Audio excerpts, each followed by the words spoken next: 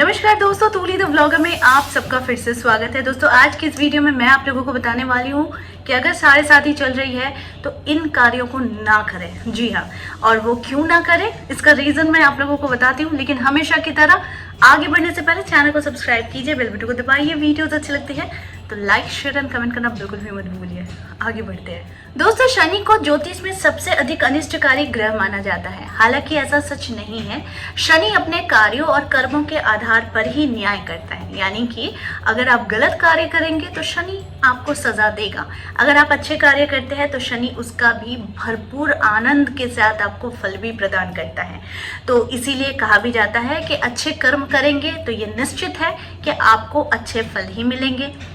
आप अगर कोई दुष्कर्म करेंगे तो ये भी निश्चित है कि आपको शनि देव उसका रिजल्ट आपको जरूर देते हैं, यानी सजा के माध्यम से। ठीक है, तो आपके अच्छे कर्म का परिणाम आने में देर जरूर होता है, लेकिन ये निश्चित रूप से आपको प्राप्त होकर रहती है।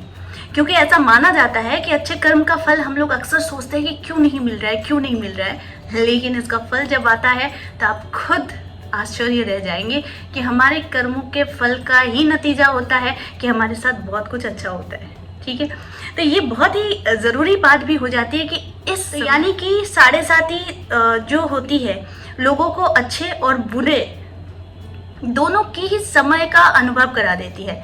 यानी क्या अच्छा समय होता है, क्या बुरा समय होता है, इसका आपको एक्सपीरियंस अच्छी खासी आपको मिल जाती है शनि की साढ़े साथी के वक्त। ठीक है, तो शनि मूल रूप से आपको धैर्य की परीक्षा जरूर लेता है। वो देखता है कि आप में कितना धैर्य है और आपके कर्मों का ही वो आपके धैर्य के अनुरूप, आपके कर्मों के अनुरूप ही वो फल भी प्रदान करता है। तो इसीलिए हम शनि को न्यायाधीश की तरह मानकर चल सकते हैं और हमारे कर्म के अनुसार हम फल की भी आशा कर सकते हैं।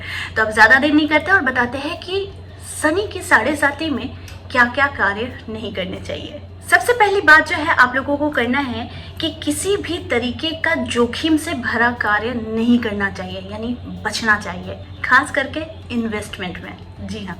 दूसरी बात, साढ़े साथी के दौरान हमें अपने घर में या फिर ऑफिस में किसी भी तरह का वाद विवाद नहीं करना चाहिए। जी हाँ, ऐसा सिचुएशन आने ही नहीं देना चाहिए कि जब आपकी साढ़े साथी चल रही हो, ऑलरेडी साढ़े साथी में ये आपके कर्मों का परीक्षा हो रहा है, तो इससे बहुत सोच समझ के किसी के साथ विवाद में पड़ना भी नहीं चाहिए और ना ही कुशब्द कहने चाहिए। तीसरी जो बात है कि ड्राइविंग करते समय, खास करके शनि की साढ़े साथी के समय बहुत सावधानियां बरतनी पड़ती है।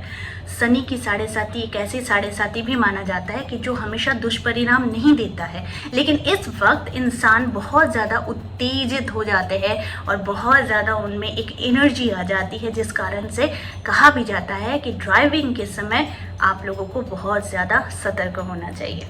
अगली जो बात है कि हमेशा रात्रि को यानी रात को अकेले यात्रा करने से बचना चाहिए। देखिए, ये कुछ बेसिक चीज़ें हैं जो मैं आप लोगों को बता रही हूँ, जिसको गौर करके रहेंगे तो साढ़े साथी के जो कुप्रभाव भी होते हैं अगर आपको पड़ रहे हैं तो इन बातों को ध्यान में रखेंगे तो आप बहुत सारी चीज़ों से बच सकते हैं। तो इसीलिए रात्रि में अगर ड्राइविंग कर रहे हैं या फिर यात्रा कर रहे हैं तो हमेशा बचा कीजिए अकेले यात्रा करने से। अगला जो है कि हमें किसी भी औपचारिक या फिर कानूनी समझौतों में फंसने से बचना चाहिए।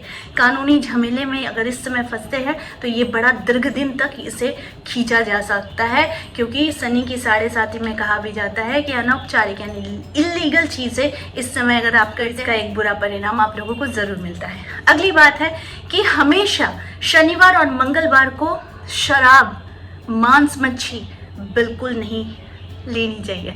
खास करके ये नॉन वेजिटेरियंस के लिए है, जो लोग शनिवार को और मंगलवार को मदिरा पान करते हैं और फिर मांस मच्छी खाते हैं। ठीक है, तो इसे बिल्कुल बंद कर दीजिए।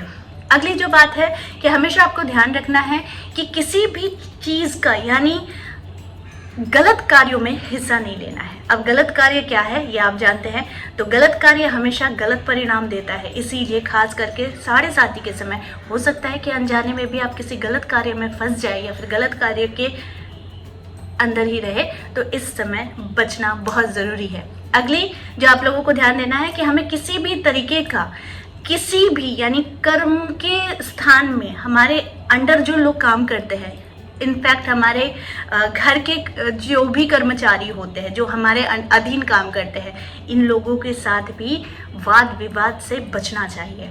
ठीक है, तो ये जो आज का वीडियो था, ये सिर्फ आप लोगों को बताना था कि साढ़े साथी अगर चल रही है और आप लोगों को अगर बुरे परिणाम मिल रहे हैं, तो इन चीज़ों को, इन पॉइंट्स को आप गौर कीजिए कि कहीं आपसे ये सारी गलतियां तो नहीं हो रही है। अगर हो रही है तो अभी तुरंत बंद कर दीजिए। अगली वीडियो में मैं आप लोगों को बताऊंगी कि साढ़े साथी में क्या उपाय करने चाहिए। तो आई होप आज का वीडियो आप लोगों को अच्छा लगा होगा।